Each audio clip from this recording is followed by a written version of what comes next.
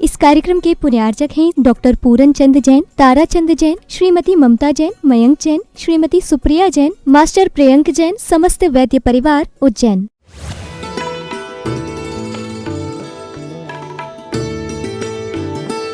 अप्रयोजनभूत है व्यवहार करके हुए छोड़ दिया, क्या हुआ? यही तो विडंबना चल रही है। श्रावको आप छोड़ दो, समय बीत गया बाबा वाक्यम प्रमाणम का। ये समय नहीं बचा। गंगा गए गंगादास, जमुना गए जमुनादास। आपके सामने ग्रंथ है, निर्ग्रंथ है, तत्वज्ञ है, उनके पास पहुंचो और तत्वों का निर्णय करो। स्वयं पढ़ने का पुरुषार्थ करो। मात्र सुनी सुनाई बातों पर विश्वास करने से कभी जीवन का रहस्य खुलने वाला नहीं है, कभी खुलने वाला नहीं है। सदियां तो बीत गई, 55, 55, 85, 95 भी पार हो गए, पर अभी तक आनंद नहीं आया। अभी तक आनंद नहीं आया। मैंने एक बार बताया था 85 का की कक्षा में, याद हो गोदाजी, तत्वों का निर्णय करने पर जो गदगद भाव होते हैं, जो आनंद होता है, वो शायद पढ़ने वाला और करने वाला ही जानता है। और तभी तो वो पुलकित होते हुए समकित होता है। हम तत्वों का निर्णय मात्र कानों का विषय बनाकर सुनते तो आए, पर भीतर से वो पुलकित नहीं हो पाए, आनंदित नहीं हो पाए। आनंद आया था ना उस दिन, जब स्वयं पढ़ना सीखते हैं, स्वयं अर्थ करना सीखते हैं, तब जो आनंद आता है। माँ स्वयं रोटी बनाई ना, कभी माँ के हाथ की रोटी खाते थे, पर जब पहली बार स्वयं ने रोटी बनाई और स्वयं की रोटी खाई, भले ही रबड़ बना हो, पर हमने बनाए हमने खाई का जो आनंद आता है, वो दूसरी की बनाई में नहीं आता। ऐसे ही स्वयं के तत्वों का निर्णय स्वयं के विवेक से करेंगे। तत्व क्या, अतत्व क्या, धर्म क्या, अधर्म क्या, ये जिस दिन मेरे भीतर से आवाज आएगी ना, उस दिन जो आनंद आएगा वो किसी दूसरे के प्रवचन, दूसरे के उपदेश और दूसरों के तत्वों के निर्णय से नहीं हो सकता। नहीं हो सकता, नहीं हो सकता। नवी जानती जोगम जोगम। योग्य अयोग्य क्या है नहीं जानता। नित्यम नित्यम, नित्यानित्य, हे उपादे, कुछ नहीं जानता। मात्र शब्दों को रटा है। हे यानी छोड़ने योग्य, उपादेय यानी ग्रहण करने योग्य।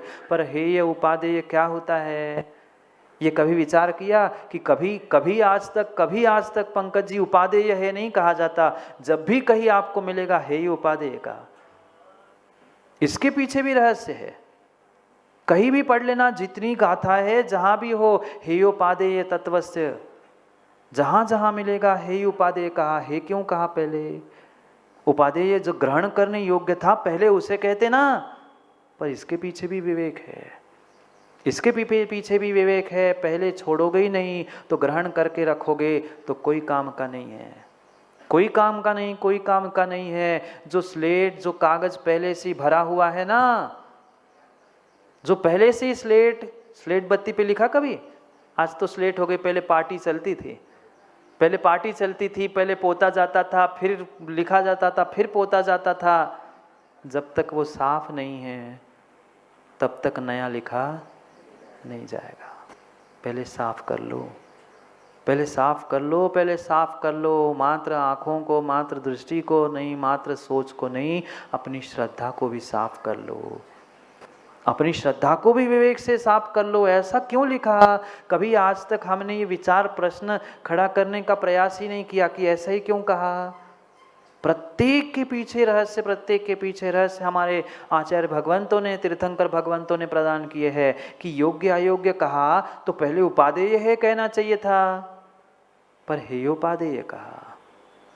पहले छोड़ोगे नहीं, पहले पार्टी स्लेट साफ होगी नहीं तो नया कुछ भी लिखो, कुछ भी समझ में आने वाला नहीं है।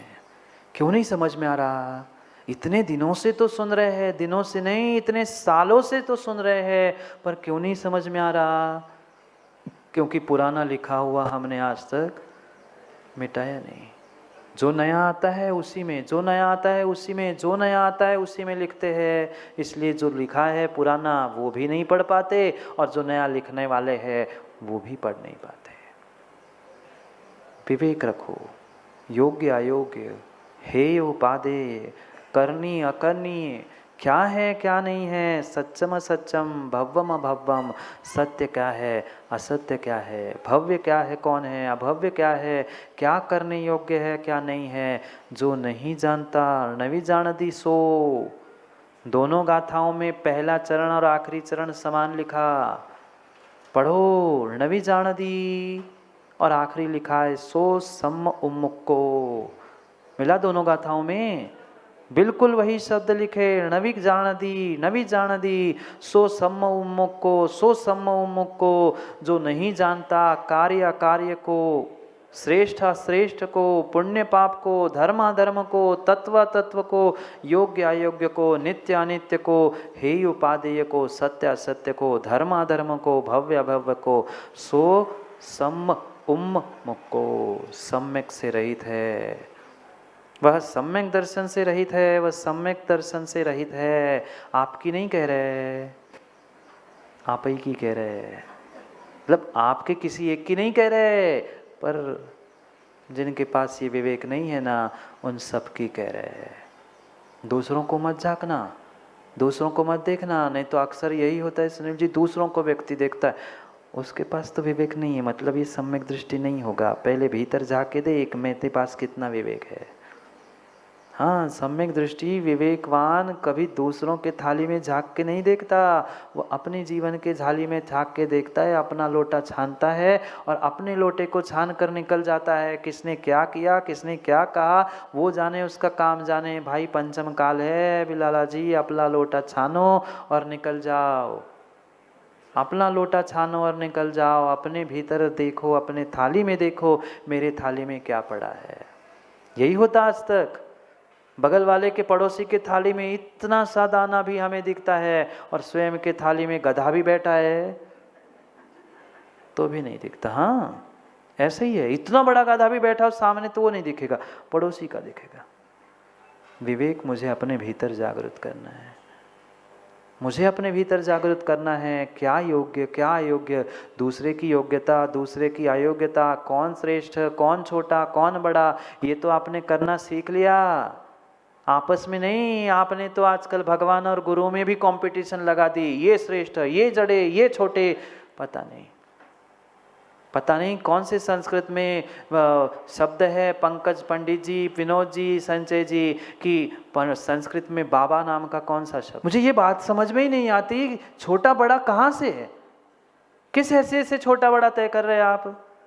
देव शास्त्र गुरु सभी अपने अपने स्थान पे श्रेष्ठ ही थे, श्रेष्ठ ही रहेंगे, पर हम उलझे जाते हैं। कल एक भैया प्रश्न पूछ रहे थे कि महाराज जी, ये जो विडंबनाएं दिख रही है, विपरीतता दिख रही है, अनेक अनेक अनेक अनेक सेगमेंट, अनेक समाज में टुकड़े दिख रहे हैं, उसके जिम्मेदार तो साधु है कि श्रावक है।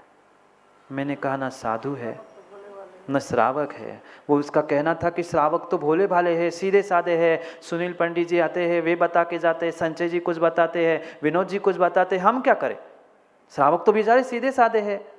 मैंने कहा इतने सीधे साधे होते ज्ञानी तो पंचम काल में आए काय को होते, तभी वर्धमान के पहले ही मोक्ष चले जाते ना। ये कहने की बातें हैं, अपनी गलती छुपाने की बातें हैं कि हम तो सीधे साधे हैं। ताली कभी एक हाथ से नहीं बचती। तुमने जैसा कहना प्रारंभ कर लिया, वह जैसा फिर ये श्रेष्ठ हो गए, ये ज्येष्ठ हो गए, ये बड़े हो गए और बेचारे बाकी छोटे। ऐसा भी देखा गया है।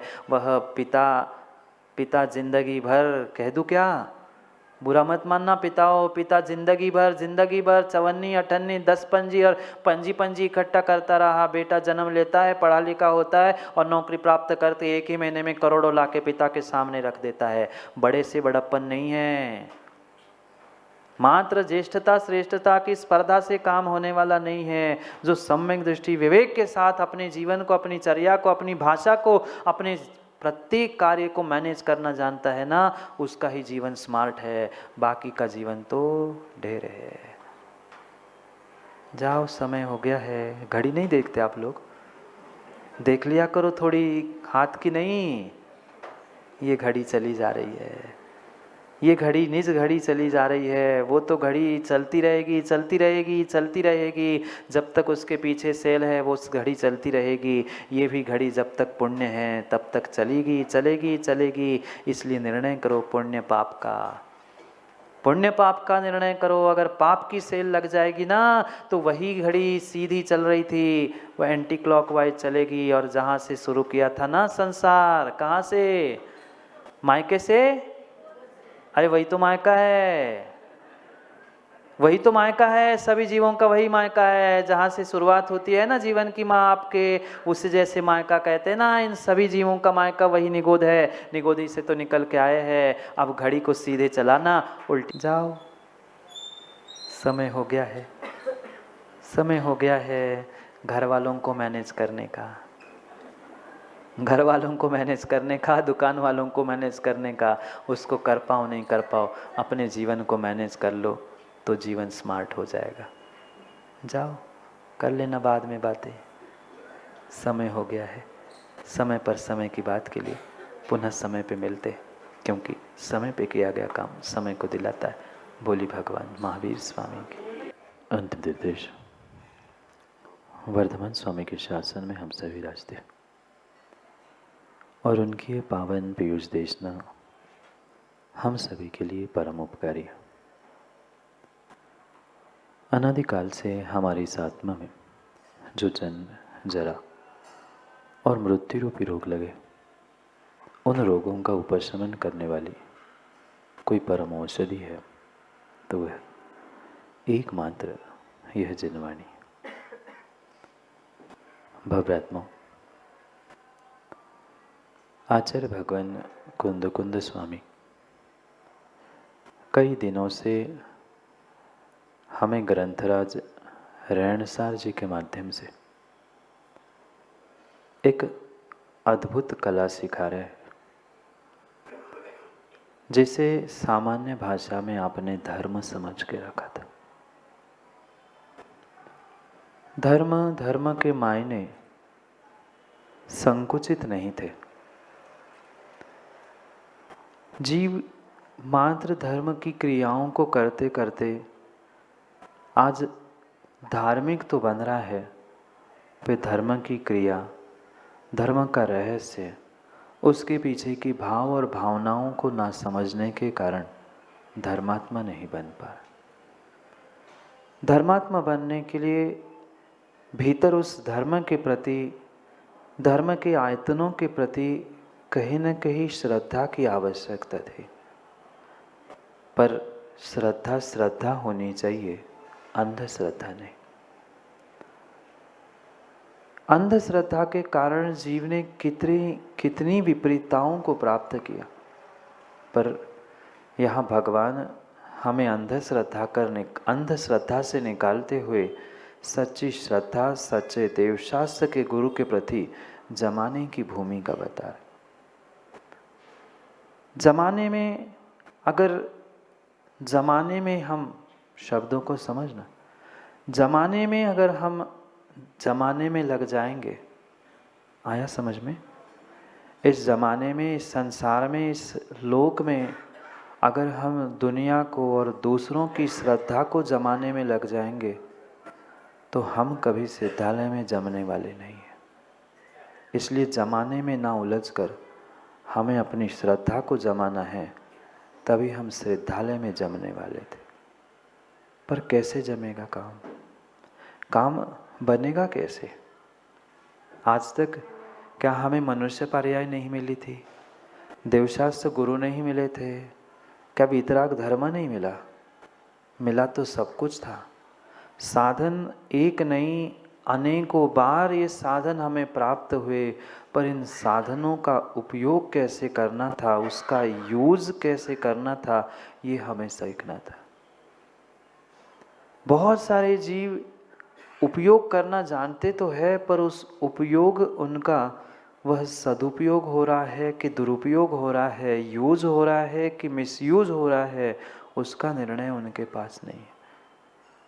और जब तक ये निर्णय जो पुनः पुनः भगवान कुंद कुंद स्वामी हमें समझा रहे हैं, वह अगर अगर आज समझ में नहीं आया तो शायद पता नहीं पुनः कब ऐसा नियोग और कब ऐसा निमित्त मिलेगा कि हमें भी कोई विवेक सिखाते हुए श्रावक और साधु दोनों के धर्मों का व्याख्यान करने वाला मिले। ये ऐसे अद्भुत आचार्य भगवंत हुए और ये ऐसा अद्भुत ग्रंथ है जहाँ मात्र एक किसी धर्म की नहीं, मात्र किसी एक धर्म की नहीं, श्रावक के भी अनेक धर्म और साधु के भी अनेक धर्मों का व्याख्यान युगपत करने का पुरुषार्थ कुंद स्वामी कर रहे। एक श्रावक का व्याख्यान करने वाला श्रावकाचार भी आपने पढ़ा होगा। साधुओं की चर्या करने वाले समयसार जैसे महान ग्रंथों को भी आपने सुना होगा। पर ये अद्भुत बात है कि एक ही ग्रंथ में साधु और श्रावक जो दोनों एक दूसरे के लिए पूरक है, धर्म रथ के दोनों चके हैं, उन दोनों का युगपत व्याख्यान चल रहा है कि तुम्हें कैसे जीना है। मात्र साधु का भेष धारण कर लिया, कपड़े उतार लिए, पीछे कमंडल धारण कर लिया, इतने मात्र से आप निर्ग्रंथ मुनि नहीं हो सकते। किसे समझा रहे हैं? साधु को समझा रहे हैं, भा साधु तूने भेष तो प्राप्त कर लिया धर्मात्मा का, तूने भेष तो प्राप्त कर लिया धर्मात्मा का। चाहे श्रावक अवस्था को समझे, साधु साधु अवस्था को समझे, दोनों ने धर्मात्मा का भेष तो प्राप्त कर लिया, पर क्या धर्मात्मा के भाव तुम्हारे पास है? क्या धर्म का मर्म तुमने आज तक समझने का प्रयास किया? शायद नहीं किया। माँ बचपन से लेकर आज तक 55-85 भी निकल गए, मात्र धर्म की क्रियाओं को दोहराते गए।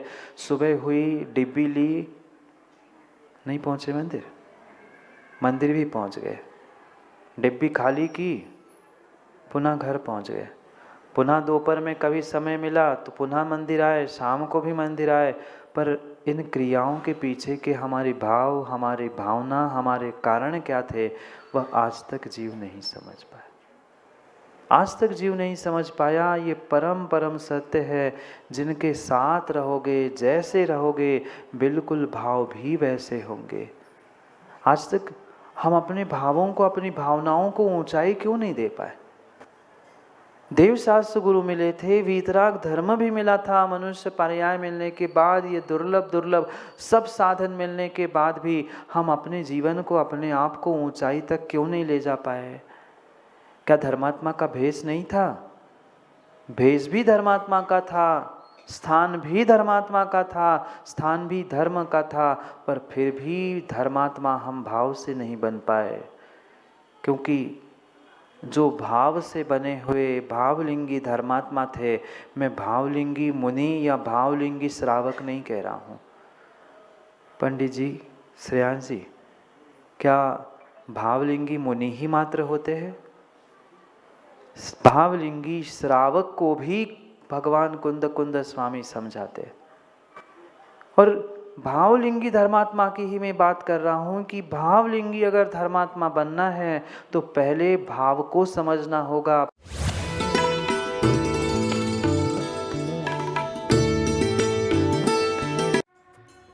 इस कार्यक्रम के पुण्यार्चक थे डॉक्टर पूरन चंद जैन, तारा चंद जैन, श्रीमती ममता जैन, मयंक जैन, श्रीमती सुप्रिया जैन, मास्टर प्रियंक जैन, समस्त वैद्य परिवार, उज्जैन।